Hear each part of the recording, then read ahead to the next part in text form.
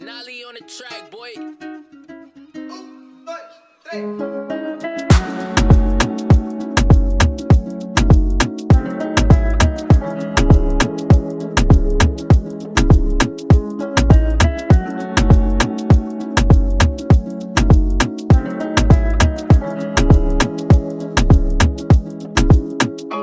Hey y'all, hola a todos. Welcome to another episode of Mate con Franca. This is episode 2.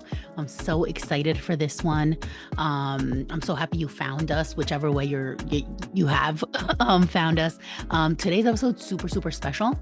I have my cousin on with me. His name is Fabrizio, and he's visiting from Uruguay.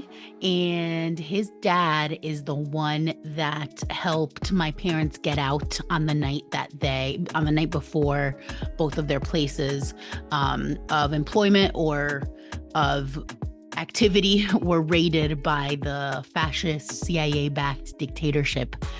So the very next day, a lot of their friends were captured and tortured, and they were able to get out, luckily, on a Vespa with so 3 people on a Vespa escaped. And these folks are really near and dear to our heart. They're here in the States for a brief period, and I got to sit down with my cousin officially on camera, which he was very nervous about, but he did amazing. And it's an amazing episode. I'm so excited to bring it to you. I hope you enjoy it, and here it is. Hello. Hey, y'all. This is our first live guest in the flesh. We're not on Zoom. My cousin came from Uruguay just to do this podcast, right? Right. Literally took a trip over here to share some space. No, this is so exciting. You can tell us why you're here, but first live guest. How does it feel? It feels weird. I'm actually shy to the camera, so I'm sorry, guys. Welcome to Mate con Franca. Is this your first podcast appearance in life? No, actually, the second, but the first one on camera. You guys, this is huge. True. This is an exclusive like we've never seen before. ¿Me vas a dar un mate también? Okay. Bro. Sorry. Estamos tomando mate en un matecito rosado, como ya saben. Y'all know already my whole mate story, okay? Perdón, I have lip gloss on, so I'm going to drink it and then go, which I normally wouldn't do. Está caliente. ¿Cómo caliente? ¿A vos te afecta eso o no? Cuando la bombilla está caliente, ¿no te afecta? No. ¿Jamás? ¿Nunca? No. I think I already have like that lip cancer that you get. Your clients get. You're first. You'll get lip cancer if you drink too much mate. I think Uruguay's #1 for esophagus cancer, and like. You think that's mate's some fault? Shit. Apparently, there's some studies. And you think it's because of the heat or because of the yerba itself? The yerba has medicinal properties. I don't think that is the yerba. It might be the heat, because. Bro. I started reading some studies, but I like mate so much. You can't give it up. I was like, all right, it's just some shit I got to do. Okay, tell the world, tell all our followers, what do you think of my mate making skills?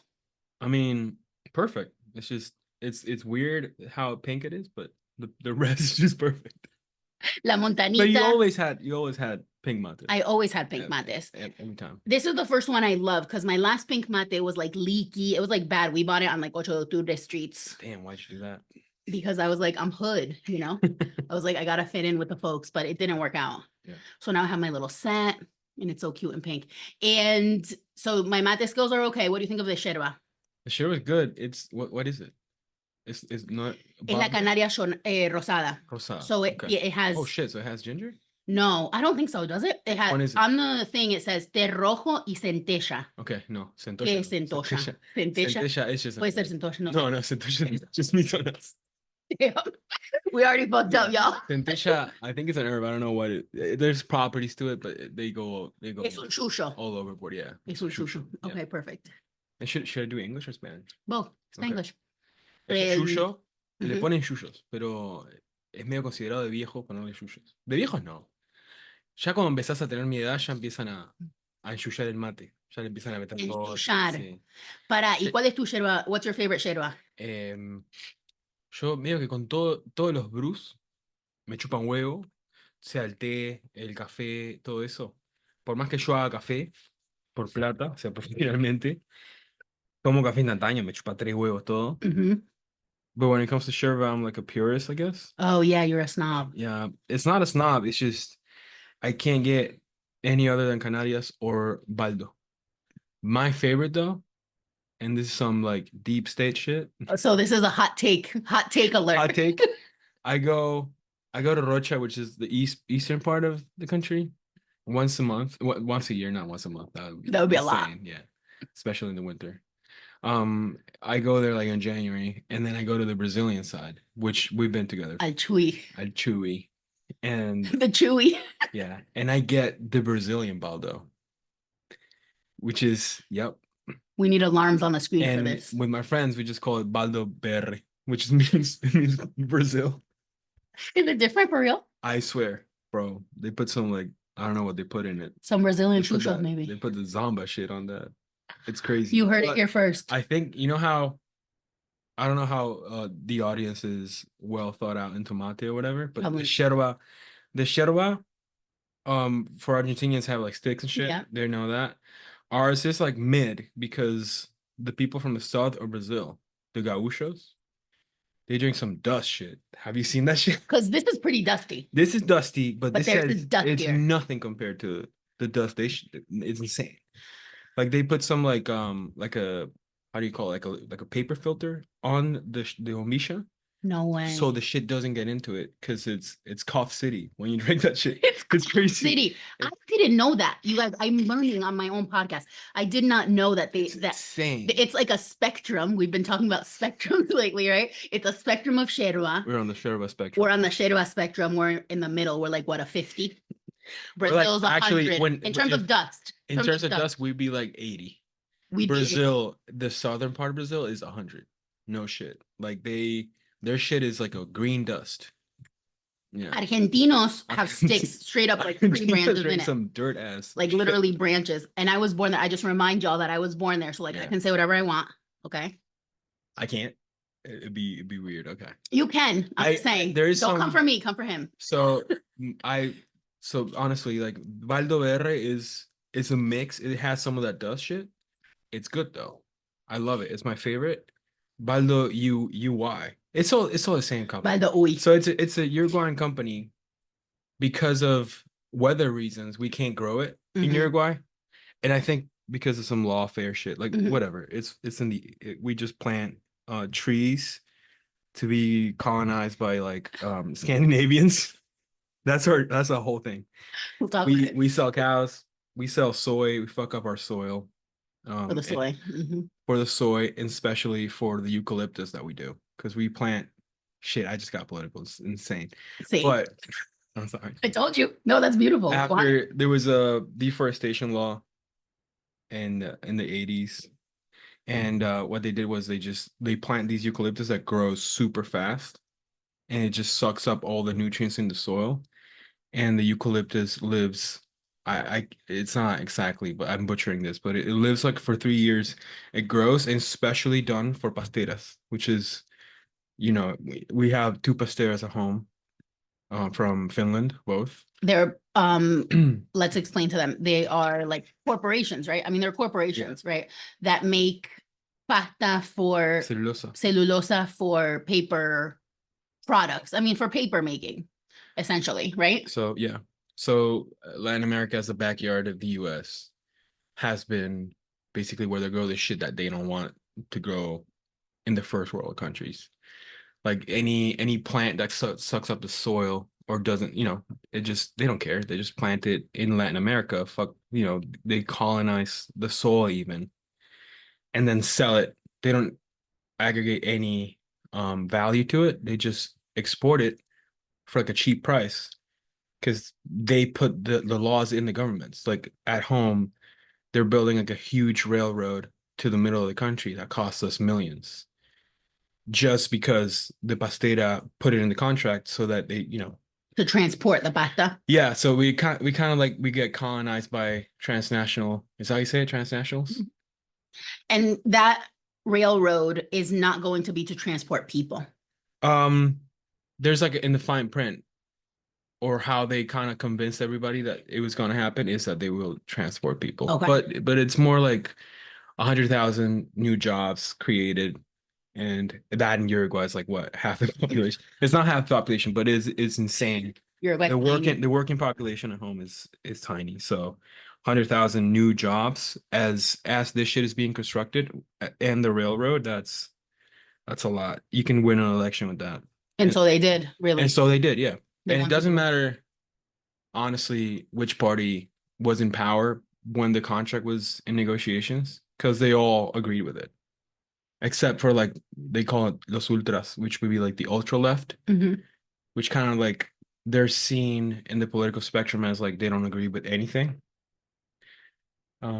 In this spectrum that we're in right now, common sense is seen as Ultra. ultra shit, like Mhm. insane.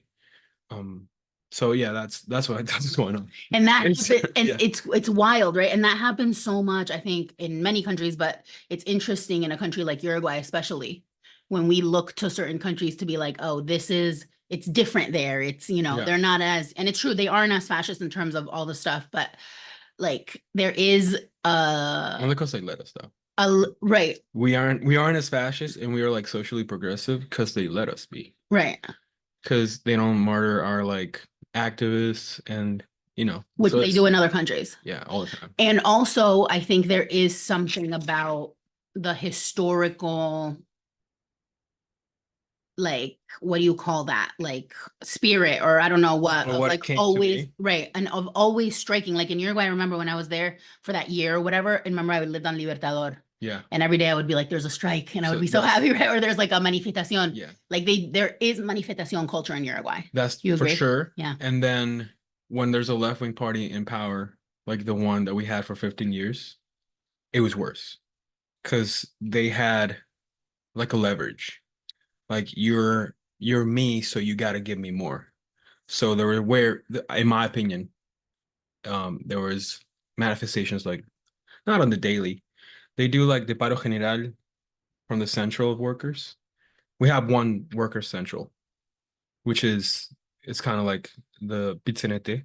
It's kind of like generalized. Mhm. There's some unions, but they're not relevant that are out of it. So when they do a general strike, it's like when it was on the left, it was seen as a you're on my side, you should be. Why the left-wing party treated it as you're fucking me over. And the workers they saw it as why you're not giving me more. This is supposed to be it. Now we've had 4.5 years of a liberal government, Which liberal is as in negative here right, which in this context. it'd be like a Biden, Mhm. in my opinion, or like a soft. I don't know how to explain it, but it's some dude, some Mhm. neoliberal shit. Like he's not as bad as Milei, Yeah, no, but hell no. he is more right wing Yeah, than I think left wing. yeah, Millet is just a puppet. So sometimes I'm more scared of of the neoliberals that have been patricios. Like And they have he's the the son of the insider, son of the son. right? So they're like these burgueses that have been it for hundreds of years. So they have all the insider knowledge, and that's Yeah. dangerous. Like he was as a kid, he's the son of who used to be president when I grew up in Uruguay. So he lived in the president's house. And as he was living in the president's house, his dad told him, "You'll live here one day as a president." And he fulfilled that insane fantasy, I guess. Mhm. So sometimes that hits me, and I'm like, "Yo, that's crazy. We are just the subject of this insane posse of dudes that have all the marketing strategies to Yes. win the vote." I'm not saying they didn't win it democratically, of course. All that entails. Right. Yeah. Well, there's questions around this. Well, one thing I really want to go back to, because I want to go back to that thought too about like what is democracy and all that. But you said, and this is really interesting because for people who are listening from the US especially, right? Or from Europe or wherever. Um, I almost want to be like silly here and be like, imagine, if you will, a people that votes for a government and then demands more from it instead of going to brunch. Oh, that's true, because that's what happened here too. Right. I remember, yeah. We want to go back to brunch. I remember. We want to go back to brunch. And so, and that's very real. And so like even that, and so we can get into the intricacies of what the Frente Amplio is, what it isn't. I think a lot of our viewers will probably know at least Mujica, but I don't think they know the intricacies of what the Frente Amplio is. But regardless of all the criticism and everything, I think the people of Uruguay, the fact that the people will actually strike more under their own government they voted for, speaks volumes to the type of engagement that folks there have with politics, as opposed to somewhere like here where it's like every 4 years they'll put their little boat thing, and then go to brunch for 4 years until the next one. You see what I mean? And that's, I think, one of the things we talk about a lot, like in real life, about like how much this country sucks, especially me. I say it way more, trust me. Like, I mean, believe it or not, but about how much this country sucks in that regard, that like we don't have political action here. And I don't mean that to say that like our viewers do political action, right? But I mean, we don't have a mass movement that can unite for the greater good, regardless of who's in power. And I think that is not even what people do consciously in Uruguay. They'll go and say, nos prometieron pan con grasas para el desayuno y no nos dieron, and we're going to strike. So they're not necessarily doing it consciously for political reasons, but it's a very important political process, right? To like express yourself through striking, for example. That doesn't happen here. That's true. I mean, there's not a union, like a big union either. There's no big union move. There's well, the alienation in this country though is insane. Individualism. Yeah, when it comes to working people, you're working towards like a goal, a financial goal that for yourself, that you see feasible. In so many ways, they show you how that is possible. And at home, they're doing that for the past 20 years, which is, I think, part of what Milei and all those dudes are doing. They're showing you if you work 14 hours a day, you can one day become like Elon Musk or some shit. Which is not true. Which is not true. Because how did Elon Musk become Elon Musk? Yeah. Not by working hard. Exactly. I mean, besides all the, whatever you want to say, like the emerald mines and like apartheid South Africa, or the one dude that they always bring up is the Mercado Libre guy. That dude was helped. Like what Trump said, I had a little loan of $1 million. He said a small loan, just a small loan. And when it comes to making money in market societies, that's a big thing. So those dudes got the help they needed, and they grew because, you know, it was meant to be. They were just the son of this other dude. They want to show you that it's probably a one in millions can actually like start a company, but they never show you what's behind. Right. So it's so in your face. And since you can actually like buy shit, it's more alienating. So I don't blame people that it's harder here to be on any movement, I would say. That's my opinion though. Because, and what I want to like just wrap up, like not wrap up, but like extrapolate from what you just said, right? Is that what I'm hearing is the bottom line here is because people have so much access to things, material things so easily, they're comfortable. Right. If you actually have a point in which you can't get the minimum, you'll see way more activism. Right. So what they do is, this is not a conspiracy, whatever. I'm not conspiracy coded. They just give you the minimum possible so that you're happy. And that comes at a huge cost that you don't see here. Mm-hmm. The cost is below. And what we just talked about with the eucalyptus trees that fuck up the soil, or rare earths. How you say it? Like, China. Yeah. That they build our phones with that. I was gonna bring that up, yeah. Or like the stuff for the Tesla batteries that are which like we're all estimating the Amazon. Yeah. Right. You don't see that, and the people that live in the countries that are decimated and see that, they just murder them. So, especially like Colombia has, if you check out the rate of activists that die in Colombia, or Brazil when Bolsonaro was around, I bet now it's also a thing, but like way less. So we don't see that because you drive from your house to like your work, and from your job you drive back, and whatever, like there's a routine thing happening. If you don't get that specific thing just touched, like if you can't go to the gym or anything you do on the daily, if you just get like pushed out of your routine for one little tiny thing, right? Yeah. and they kind of like with the police state, which I don't want to get into, but like, Let's do it. that is that's a thing here. They don't like you can't cut a street. How you say it? Cut a street? Like, Cortar una calle. yeah, like shut it down, right? Right. I'm So, just gonna pause to just tell you that you can move this if you want to put the stuff okay. closer to you. Okay.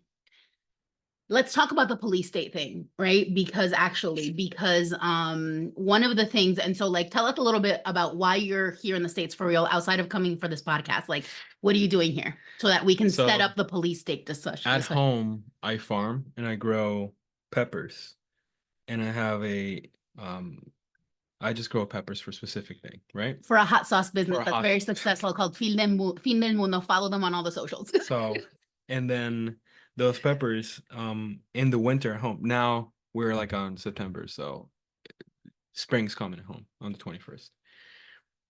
It's the off season, so no peppers can grow.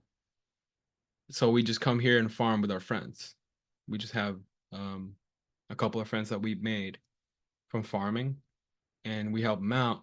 The company still keeps going, but it's our off season, so no damage done. Mhm.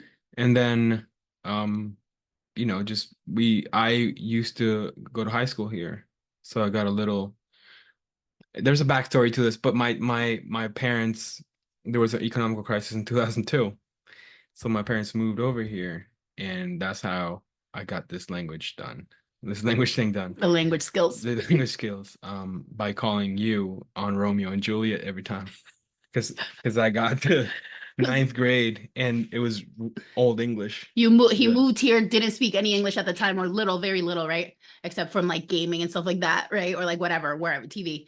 And then you're thrown into this class where you're supposed to read Shakespeare. And so like had already graduated high school at that point. Maybe I was a little like yeah. I was 13, so you were. So You're what? I'm 89.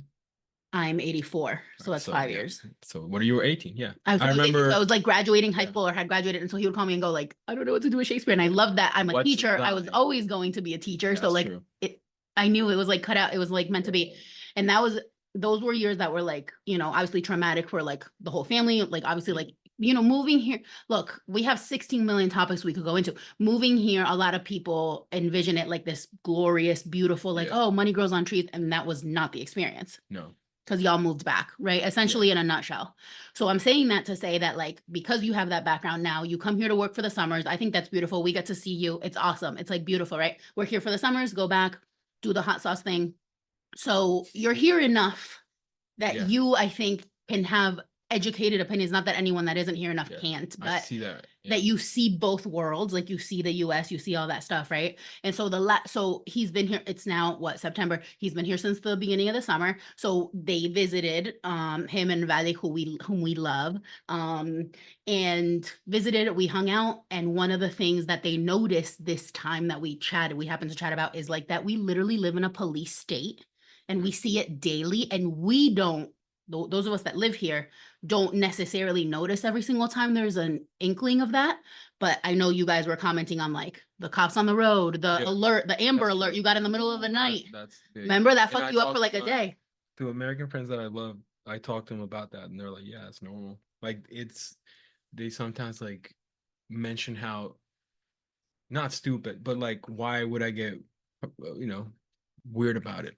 And I'm like, yo, it's very weird. Why are you getting very weird? It's very weird. And one of the things, and again, like I feel like we need to do this like every month, do a podcast episode, like do it from Zoom. Because for real, like all joking aside, I know you keep saying you don't have any opinions or like whatever, but like you're brilliant. So don't ever think you aren't. But all of that aside, right? Like you like, okay, police state. How do we know each other? Because let's tell it in a nutshell, right? Your dad helped my dad get out during the dictatorship. Right. That's it. Your dad was doing some shady ass shit. He was just doing what he does now. He was just printing some shit. And the dictatorship was like, nah, you not gonna do that. Yeah, your dad is from the PCU. My dad is some Trotskyist dude. But they're friends from like high school or elementary too. Yeah. With your mom too. It's a big group of friends. It's a big group. And then I think my dad's heard from somebody else that your dad was on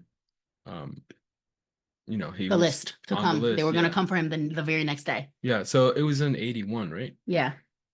So that was like at the end of the dictatorship, which was kind of like after there was a big vote in 1980 about the military changing the constitution to their like, and they didn't let you just be activists for the other kind of vote, which was let's not change the constitution by you That guys. was the not the plebiscito. Yeah, the Yeah. plebiscito, right? Yeah, Yeah. on 1980. That the other opinion was not allowed. So you would only have to vote for what they wanted. Right. But they lost. That was like a big strike for them because they already had a lot of pressure. So basically the dictatorship was like financed. It was like a lot of money financed by the Nixon administration. Yeah. Everybody knows that shit. Yeah. But The Operation Condor, yeah. but they didn't at one point they didn't have anything to show, especially in Uruguay, because they already jailed everybody. They were torturing people that had nothing to do. They were killing. So in order to show some um for the money, they actually like brought people from Argentina. Um and this is the Casa de Susi, this is like a mile away from my house. And they put him on a house. Like they brought him like clandestinely. Is that how you say it? Yeah. Put him on a house and they showed the US government that they still had an insurrection or like a guerrilla going on. And that was all a lie. It was they put him there. They filmed it. They stashed some guns on like a fireplace. So that was like a common occurrence that they did. And after that, after the 80 plebiscito, it kind of got soft because the US Department of State was like, oh man, we can't be financing all this shit. It was already like it was bad for them, bad rep. Yeah, it looked Like, bad. at It was that bad look. point, it was bad look. It was another thing in the 70s, but in the 80s, they had to like do it in a different way. Kind of like what's going on with Israel right now, but whatever. And and I think your dad was on the list. Mhm. If this was in the 70s, he would have just gotten Yeah. murdered Yeah. quick, tortured, murdered, blah blah blah. Since this was 81, he was looked up on, right? Yeah, like they were like Tiras, yeah, vigilándolo, yeah. yeah. Tiras, which was like like not Secret Service, I'm Like saying. secret police. Yeah, Like yeah. it's not Gestapo, but like You don't dudes like it. I dudes mean, that do intelligence for the military. He was they search for this one compra that was done for multiple whatever stickers stickers or whatever he something, was yeah. doing for this one thing, and the compra the buy led to the where he was working. The Burgess So for some reason, my dad had it was so alert yeah. of this on his side and went to pick up your mom, right? Because he knew your dad was on leaving, and he went to pick up your mom. And the scary part is after your mom left, it was it the next day or something that They went to my grandparents' house. Yeah. they went to the parents' house. They went to the IPA, the IPA, which is the Professors Institute, Which is where my mom was studying at the time. and they kind of tortured the whole class, right? Like to look for her. Everyone that was left to look for her. And literally that night, it was like it's one of those things that like the universe, for whatever reason, you know, combined or like whatever for like all of these things to happen that like both of them were able to get out because Sergio, your dad, went to get first my mom, then they went to get my dad, and then it was like you have to get the fuck out of here, basically. Yeah, on the Vespa. Vespa. On the Vespa, a Vespa. Okay, my dad is 6'5". He was a professional basketball player before. My okay, dad's a big dude too. They're both, and then my mom, who's normal size. I don't want to say normal, but like all three of them on a Vespa drive to the border, right? Or like to the bus, or so like they barely made it out, and that's how we're family. Because from that time period, even relationships that aren't blood family, like you survive that together, like it's I a see different that bond. when your dad goes home. I Yeah. see that with the dudes from the PCU and shit. Mhm. Like how, They still have like we've been here for like 30 some odd years, and like they still have literally the fondest memories. Like it's a different type of relationship. Like, we grew up like cousins, and even though we're not blood, and like no one ever goes, we're not blood, it's just cousins. Like it just is what it is, because that's shit that like bonds you, right? yeah, especially those dudes that went through all that, because we just, I grew up on the 90s, so it was like new. Right. So those dudes definitely have a thing we don't. Like it's more like, oh man, you either saved me or you told me or something, whatever. You something, helped me in whatnot. some way. Yeah. You helped me. So And we went that through it. information was hard to acquire too. So like now you can just look up. Mhm. You go to Marxist.org. We're on and I'm look on up some every shit. list. But like my mom always tells me, like they burned books. It was either at your house or my house because they knew they were coming, so they started burning books. And there was a book about cubism that they had to burn because cubismo. Yeah. Because they thought, yeah, military might think this is some stupid shit. So I didn't know that one. That's crazy. Well, the thing about this is that like we went through this horrific period, our like Uruguay, right, as a whole, and other countries, right? So I don't know if you agree with this, because going back to the police state thing, right? Going through that, no, I love that because I needed this story to be told. Going through that horrific period,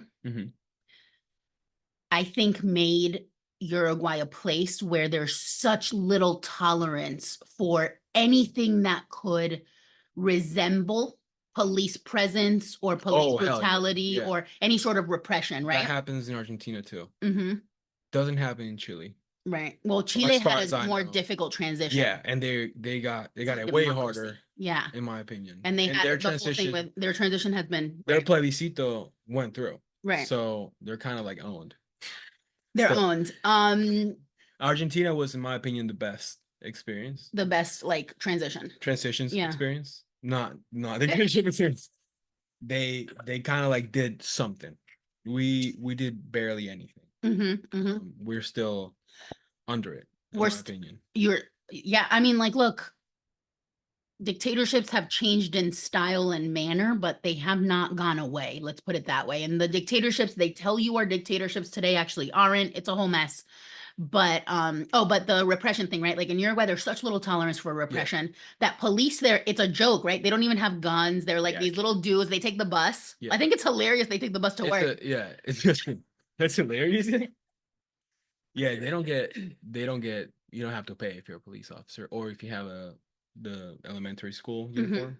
You don't have to pay the bus. But my point is that they're regular dudes. But it sucks. I mean, it sucks to be a police officer. It sucks to be a police officer. They're still fash, right? But but it's not like they don't have unlimited power like they do here. And I think, and not just me, I mean, I didn't make this up, right? Like a lot of people have this theory that the reason is that because going through a repressive period like that, if you do it right, brings you to that side of the spectrum, which in my opinion, as an abolitionist, is way better than like, okay, they exist, but there's all these things that the people themselves will almost go like, hold on, if you like a case of police brutality there today would like stop the whole country. Yeah. Right. And that's not the case here. It gets talked That's the exact opposite. Right. So so that's what I wanted to just come back to is that like, it's weird for you, even though you spent so much time here. Yeah. To see how much of a police state we live in. There's a contrast. We come the first week, you get that contrast in your face, and then you kind of start getting used to it. But when I see cops here, it's a huge different experience to when I see one at home. When I see one at home, it's just a dude in a, right. Yeah. It's just a dude. It's a dude in a blue thing. Yeah. And he comes up to me, and I'm like, I can't. He's just a dude. Right. Yeah, I can just tell him anything I want. It's more like. He gets like you look at him as a lástima in a little way, because that's like the worst job you can get. Right. If you're policía, it's just like si sos botón, it's like the worst job. Right. Right. And also it's like you successfully not done anything right. I guess I don't want to say that because No, I love that. But it is how society views it. Cualquier cosa menos policía, or like all those phrases that were hardcore in the 80s, 90s, 2000s. And now they've gotten way softer because we haven't had, like, of course, there's no repression incidents like here. No, if a police officer kills somebody at home, he goes to jail. Like it's very it's bad. Mhm. So they usually don't. They usually like right now. You know, people imagine. There's a vote going on in October about police officers going to your house at night, which is in the talks, and people are not going to vote it according to the polls. But it's in the Constitution. After the sun's down, you can't go into somebody's house if you're a cop, and the right is selling you this thing in which if this is approved, no more insecurity. No more insecure. No more robberies. So and yeah. That's how they do things on the right side of the spectrum, because they market it. They do focus groups. Everybody knows this. I'm not saying something new, but they did it successfully in Argentina because they had all this mass media behind it. We do have mass media in a way that's, of course, privatized, but it's not the same as Argentina. Argentina is insane. It's insane. Yeah, they can do like successful lawfare as big as they did it. Like with Cristina, that's the perfect definition of what lawfare is. Like they did it to the perfection. And now it's like, oh, she can't do anything salvageable, so we're not gonna jail her. Like it's at that point. Right. And at home they don't do that, but what they did was they got together like talking points against 15 years of the Frente Amplio in government, and the left had to do some in looking for sure. Because the numbers, if you looked at the numbers, oh, there's re-election happening. But the media had to do so much so that we don't look at the numbers. Or if there was the deficit fiscal was a big number that was thrown around the last election, because we spend more than that comes in. And that could get fixed real quick if you do, apparently, according to them, if you do some measures that they didn't do because it got bigger. But back in the last election, they were like gonna solve it in like 3 months. Whatever. I don't want to get into that specifically, but that's how they do things. They do focus groups and be like, yo, what's the biggest thing that worries you? At that point, it wasn't hunger, because after 15 years of Frente Amplio, the poverty bar, everybody was like on a little above it, just a little tiny bit. Because if you're so a social democrat or whatever you want to call yourself, that little bar, everybody above it is what you want to look for a little bit, because you get people that want to work, you get all the neoliberal recipes, of course, and then after the pandemic, all the people that were on top of that bar, they fell down. So after 15 years of parliamentary majority and all the social democracy things that the Frente Amplio we did, because I voted for them a bunch of times, it's still like the production. I'm not gonna say the means of production, but the actual thing did not change. It remained the same. You just give migajas to the people that voted for you, and that's what I think they achieved. And just a right-wing government of 5 years can tear that down in so quick. Yeah. That's the thing that's they're destructive. And you see Uruguay is a special case because the government would be, like I said, like a Biden or like I can't think of a centrist Republican right now. Yeah, no. A Bush? I mean, no. I don't know, like a Romney? Ugh. I don't know. There's none. Yeah. I would actually say a centrist Republican would be like Shapiro. But he's a Democrat. I think a centrist Republican is Biden. Yeah. I mean, someone like Biden or Harris. He voted for the crime bill. I mean, we know he's a disaster. But that's la cache. But also here, the problem is that if anyone listening is liberals, they're going to be like, oh, he's like Biden, that's good. It's not good. Right. It's not good. We don't mean that in any sort of positive way. Like, the liberalization of the Frente Amplio is real. Yeah. Because look at who won the internas. Yeah, of all parties from the left, because this is a global thing. like Jeremy Corbyn is the biggest example, and Keir Starmer, whatever. I get depressed when I start saying names. But it happened. Well, Chile is the biggest example too in Latin America. Well, he turned like all the way around, I think. Yeah, he went Featherman on it. Fully. Oh my God, not Fetterman. He went. No, fully, he did. Yeah, no. I think they have to. I think this is my opinion. This is some conspiracy coded shit. They get a script of what they can and cannot do, because if they do this, they'll get fucked up.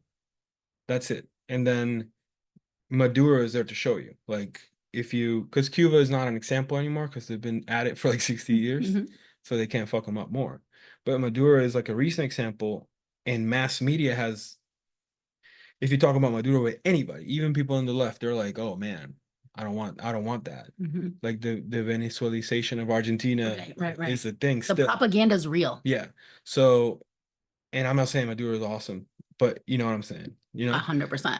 Like it's this can happen to you if you don't suck that US state dick. Yeah. And I think Uruguay has been the best dick sucker, in my opinion. That's gonna be the clip. Yeah, well, we are the one that sucks the best, I guess. I don't want to keep going with that. No, I love analogy, that. I love that analogy, but it's real and it's global. And you're right, it's a global problem. It's a global issue. It gets very, very depressing to exist, right? Yeah. Sometimes I'm like, if I don't wake up, it's okay. It gives you like no hope. Yeah. Because you don't want like USSR or like Mao. You want like people to just not die in the streets. I mean, some of us do want USSR, but all that aside, literally, that's what I always say, right? I'm like, oh, everyone thinks we're so radical and like we just want people to have food, like shelter, healthcare, at least something, Yeah. instead of nothing. Instead of literally nothing, which that's the thing to bring it back to the US piece, right? Of like the difference between Uruguay and the US or anywhere in the US. It's like that. Your thing is always like, what happens if you need to go to the hospital while you're here? You freak out, right? Yeah, well, I get whatever travel insurance. Right. I'm saying like. Yeah, but if it's like my friends, because I got friends that work in the farm that don't have any. Yeah, my luck. So they're just like, raw dogging life. Bro, they worked with like, not the dudes that I work with, but I've heard stories from those dudes. And it's insane. I come on a plane. I don't work. I kind of like, it's different. Those chill. people, yeah. they kind of like work 15 hours a day and send all their money to their family. So their families at home, wherever home is. And then, And if you break your leg, they just keep working. They can't stop. You can't go to the hospital because you're going to pay $15,000. And New York is kind of like, I guess, like privilege in a way.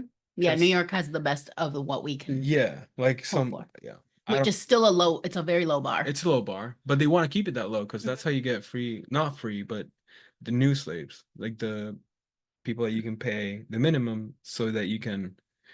And I don't even blame like the dudes that hire them, of course, because if you don't do that, because that's whatever. If the profit rate keeps going down, then we've got no farms. Yeah, I mean, I don't want to. I was quoting the capital a little bit, but do it. No, I don't want to do that because I'm not that guy, but I'm not that intelligent. But if I just noticed that, 200 years after Carl did it, but I do see that. Like I see how business starts falling unless like you have to hire one of those dudes to get like that surplus value. Otherwise, if you stay that way, you're gonna get thrown over.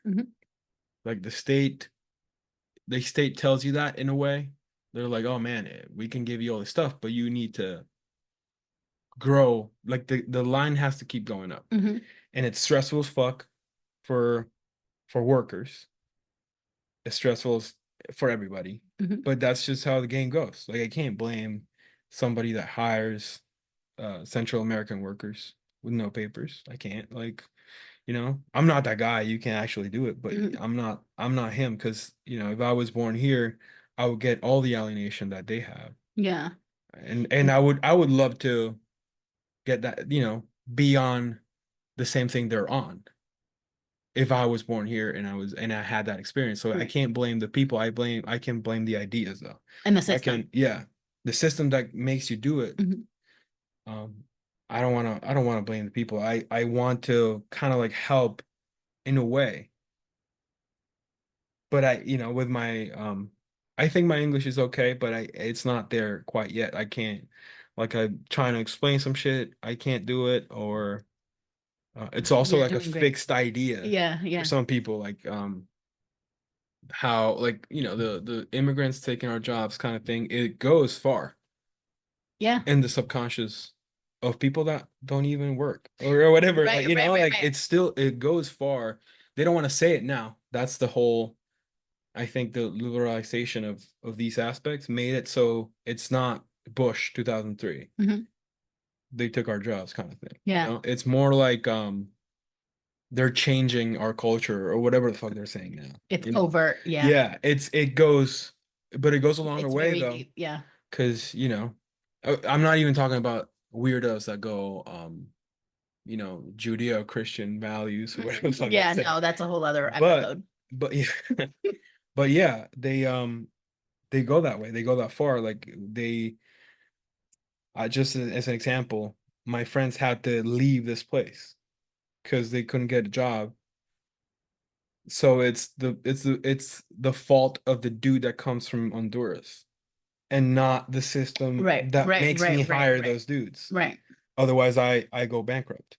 Right. So my friends are going away to another place, and it's the fault of the other, that kind of thing. I can definitely see somebody making that thought, and because this is what you have on your table. If you want to go deeper, though, and I've tried to do that, or like, oh yeah, they send the money outwards, like they're taking dollars away from us. From us, Like, and bro, yeah, but that's not how it works. that's It's not how. Yeah. repatriation. Right. The money, the Federal Reserve is owning all those countries, right? Yeah. Because that's how they buy oil, and so you keep, actually, that's a way of colonization. Modern day. But Yeah. how do you explain that without his friends still went away? So how do it's fucked up. I can't. Yeah. I think, and then Well, I can. I'll come in and I'll I guess, explain it. yeah. Oh yeah, I hope so. No, but that's a great point, because that's what I'm trying to do Mhm. with all of this, with whether it's this podcast, whether it's like teaching, or whether it's whatever, is that, like, look, there's ways to reach people, because otherwise the other option is leave Earth, right? Like our options are be complicit, which we all are. There's no way to not be if you live in the system, right? Or do it as sustainably as possible, and not sustainably just in the environment sense, but in the sense that, like, I'm going to reach as many people as I can to help understand, because I think, I don't know, I know we feel very like pessimistic a lot of the time. I do think that it's changeable, at least to an extent. I think it's changeable. And the way to do it is through reaching people, is through breaking those barriers, to break down that toxic individualism, to break down that like mindset of me, right? Of like, oh, if it's not me, it's you, by explaining these things in certain different contexts, right? I'm not, necessarily saying go to a dinner party and do this. I will do that at the dinner party, but everyone doesn't, and that's okay. But there are ways to like try to bridge that knowledge gap. We talk a lot sometimes, like we were talking before, about how it's like, oh, it would be so great to be ignorant. Those people that are ignorant and they just are happy. Like, they're just happy. They're just like, they have their little job, their little car, whatever, go to work, come home. They're not sitting there depressed because people aren't eating tonight. And it's like, oh, if we were that ignorant. I kind of try to be some of that. But you can't, but you fundamentally And can't, it's because not, you are conscious. it's not that I'm super smart or anything, I'm not above those people. I say that.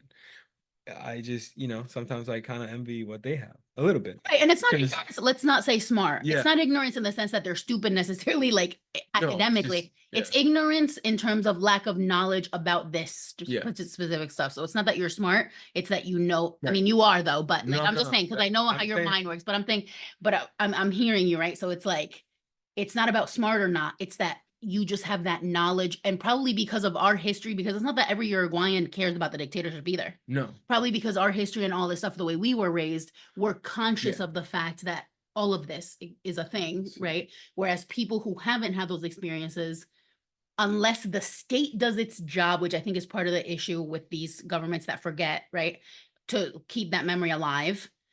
People aren't going to talk at the dinner table about the Yeah. dictatorship if they didn't have experience with it, or if they were on the other side of it, which a lot of them have family members who worked for the dictatorship, who did, you know, whatever, drivers, closed their eyes. It doesn't mean they were killing people, but they were like turning the other cheek to get a paycheck, Yeah.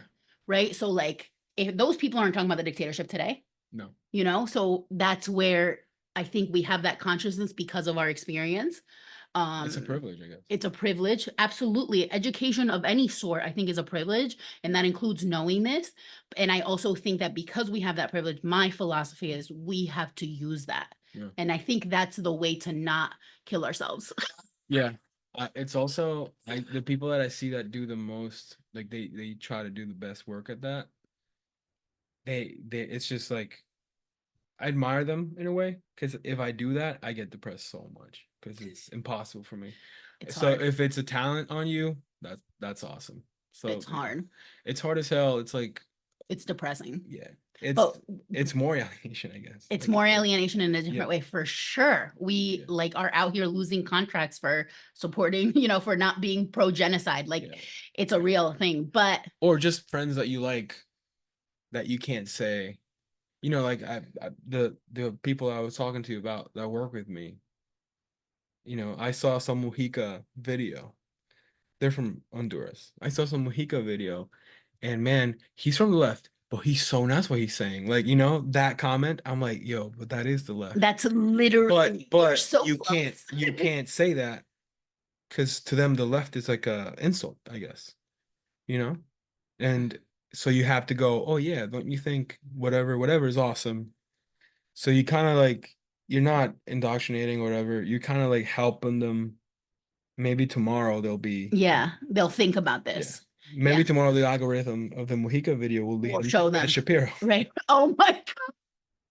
because that's how the algorithm works. But you know, or the new presentation of Elon Musk's truck, or you know, all that things that YouTube, the things that YouTube do. You know, Literally. No, I love this so much. Okay, here's the thing. You're gonna have to come back on, okay? Another time. So just commit to it right now. Zoom. Okay. But I'm going home though. I know, In but like you'll do it 3 on days. Zoom Okay. from home. Okay. That's even better. Okay. But the reason I say that is so that we can go because we're doing an asado today, right? Yeah. What time? 6:30. So we're gonna go up shortly, but I want to end on a different note, and I want us to talk about something I haven't mentioned yet. I'm putting you on the spot to talk about the best show of all time of TV. It has something to do with any of what we talk about. Sopranos. The Sopranos. Let's talk about Jersey. What do you love about Jersey? Bro, Bagels. Taylor hands. Taylor Not ham. not even the bagels I like, of course, but just Taylor ham. Taylor ham. The Sopranos. Sopranos. Why is that the best show of all time? It feels more you guys, so it feels more like home when I'm here. Yeah. Because I went to high school here. Mm-hmm. Sopranos? What? Yeah. Well, I'm biased because I watched it as a kid with my dad. Mm-hmm. You know, every Sunday at night. So it has like it was the first show I ever watched, I think. Mhm. That's like that, like so that. into it, yeah. Yeah, because I don't think like The Hitchhiker counts, or Walker Texas Ranger, or those shows that we got. Yeah. Or Video Much. Video Much, yeah. All that. I think Sopranos was the first one that I ever followed. Mm-hmm. And I was how old though? I was like young. 10. I was Yeah, 10. young. So the Because Sopranos that was started. before you even came here, right? Yeah. Yeah. So that was like in 99. But they were on for. So I was 11. Yeah. No, 10. I was 10. Yeah. And some shit I didn't understand. And then when I was older, I started watching again a couple more times. And I was like, oh shit, I can remember that. But yeah, that was, like a thing that I used to do with my dad every Sunday. I didn't get to share it a lot with my dad because he was always working. But The Sopranos is just I don't think there's a show. I don't watch shows anymore, I guess. But is there any show that tops it? The Sopranos is the greatest TV show of all Yeah. time. And also it with time it kind of like got better. Yeah. Even though there's some like there's some stuff that didn't age well, yeah. They get away with it because like how they murder, like how Spoiler alert. they murder Vito. Right. It's like a thing that happened and they're showing it to you. It's not that they're saying that's okay. That's a good. So right. they get away with that a lot. There's a lot of great stuff, and it's not even that it's like a leftist show or anything like that. It's not because of that, but there is like a hell no. like right or like absolutely not. But there is that like thing, like que te arraiga, right? And it's like, oh, it was filmed. We went to all the places it filmed that because it was literally just filmed in Jersey.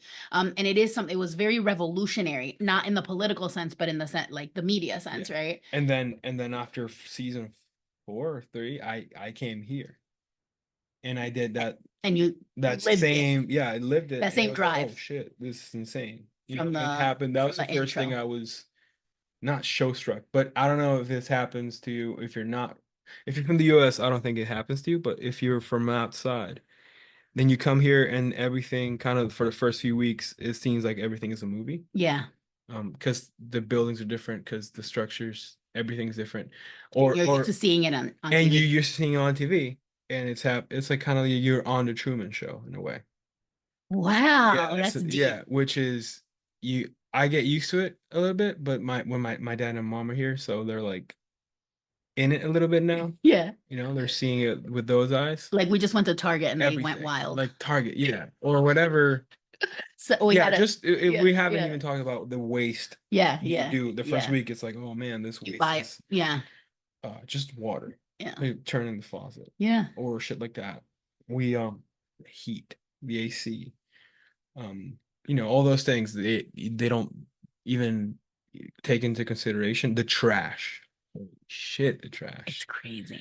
And the first week you're like, oh man, this is insane. And after that, boom. You're part of it. So you get sucked in. We talked about how at Target there's something in the air where it makes you spend a lot more money than you holy shit, that's ever planned on it, right? And Vale, what did she say? She goes, that's the US. Yeah. It's the whole US, but it's true. There is something in the air here, y'all. Capitalism here is so crazy that when people come here from outside, even if they've been here. Yeah. Mate is to round it up. Yeah. Mate is anti-productive. Mate is in a good way. Yeah. It's anti-capitalist. Yeah. Like you can say that, I guess. Like if you drink mate, like the companies that I work for didn't enjoy it. Because why? Prepare it. Because it's a slow process. You do it with somebody else. What did they do? Like in Comité de Base, when you go to a comité, they just drink mate. They just drink mate. And there's a collectiveness, and there's also like a shared, right? It's not individualist. You share one termo and one mate with like 20 people, right? It runs out of water, you add more, you add more, you add more. You're not like, everyone doesn't have their individual mate. So it's like a collective tea. It's a collective tea. And it takes time. It takes time. It makes you can't sip it like coffee, and it doesn't like this. If you just move it a lot, it burns your hand. So you have to be still. Yeah. You can't be like doing multiple production things. Right. You can't. You got to be chill. Multitasking. Or so if you think of it, like it's something that slows you down. If you're not like at the office jobs that I had, they would tell you, they would email you like, please don't take more than 5 minutes preparing it or shit like that. And it was amazing. That's wild. Of course, United Station company. They were like, why are you guys taking more than 5 minutes preparing tea? But they get used to it because they get like, so it's outsourcing. So they're winning. They're winning ultimately. Yeah. Yeah. But that is talk about tea. Like that's tea that like those companies really like have. Do they have messages about that? The same thing in like England for 5-o'clock tea or whatever? No. Because coffee is made so that it's already made productive. You go in it, boom, and you have it, and that's it in the cup. Yeah. That's it. It's not a process. It's not a ritual. Yeah. I mean, you can prepare it and it's uniformed. This, if you don't do it well, it tastes like shit. So yeah, it's got all these things against it, I guess. But that's the perfect thing. It's the anti-capitalist symbol. We can't top that as a conclusion. I guess, yeah. Well, yeah. For now, I guess, if you want. Look at that. Mate's anti-capitalist. Thank you so much. You literally changed my life. Get out of here. Dude. What are you talking about? What is this? Thank you for coming. Love you. Bye. Okay, y'all, wasn't that amazing? I have to have Fabrizio on again. Like, he has to come back on. He's brilliant. He's amazing. Like, the episode was so good. Our energy was so good. And I hope you learned a little bit. I hope you'll let us know what you think. Be sure to follow us on the socials. I am at Dr. Franca, Ph.D. Follow at Anticonquista on Instagram. Follow us on YouTube. follow us on TikTok, join the Discord, do all of the things. Leave us ratings, reviews. You can listen on Apple Podcasts and Spotify as well. Leave us rating reviews only if you like us, and check out the websites. All of the info will be in the show notes. We're doing this as we go. We're doing it live. So thank you again. I hope you enjoyed this episode, and I will see you sooner than you think for the next one. Adios.